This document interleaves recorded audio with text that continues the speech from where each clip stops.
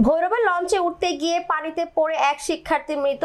ভৈরবে বন্ধুদের সাথে লঞ্চে উঠতে গিয়ে পানিতে পড়ে এক শিক্ষার্থীর মর্মান্তিক মৃত্যু হয়েছে। নিহত শিক্ষার্থীর নাম আল ইসলাম। সে Bhairab chamber of commerce and ইন্ডাস্ট্রির পরিচালক হাজি আলাউদ্দিনের পুত্র।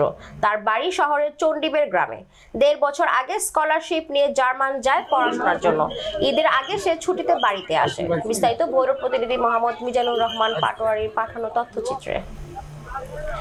সোমবার রাত 8:30টার দিকে ভৈরব বাজার লঞ্চ টার্মিনালে এই ঘটনা ঘটেছে। খবর পেয়ে ভৈরব নৌ পুলিশ ইউনিট ও ফায়ার সার্ভিসের কর্মীদের 40 মিনিটের উদ্ধার কার্যক্রম শেষে মুমূর্ষু অবস্থায় আল ইসলামকে উপজেলা স্বাস্থ্য কমপ্লেক্সে নিয়ে যায়।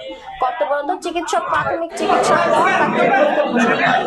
স্বজনরা জানান, আল ইসলাম 1.5 বছর আগে স্কলারশিপ নিয়ে জার্মান যায় পড়াশোনা করতে। গত 8 এপ্রিল সুদূর জার্মান থেকে ছুটিতে দেশে আসেন পরিবারের সাথে ঈদ করার জন্য। সোমবার রাতে বন্ধুদের সাথে নদীর পাড়ে আড্ডা দিতে গিয়ে লঞ্চে উঠতে যায়।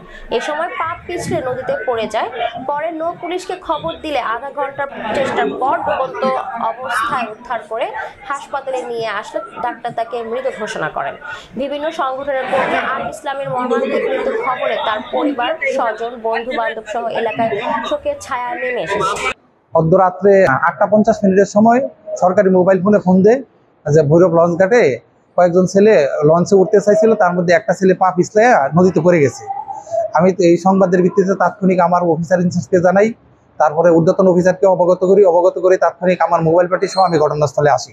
স্থানীয় একজন ডুবুরি দিয়া তাৎক্ষণিক চেষ্টা করার পরে কিছুক্ষণ পরে আমরা ওই ছেলেটাকে উদ্ধার করতে পারি। উদ্ধার করে আমরা চণ্ডীবের হাসপাতালে নিয়ে আসি। নিয়ে আসার পরে আধা ঘন্টা পরে ডাক্তার চিকিৎসা শেষে তাকে মৃত ঘোষণা করে।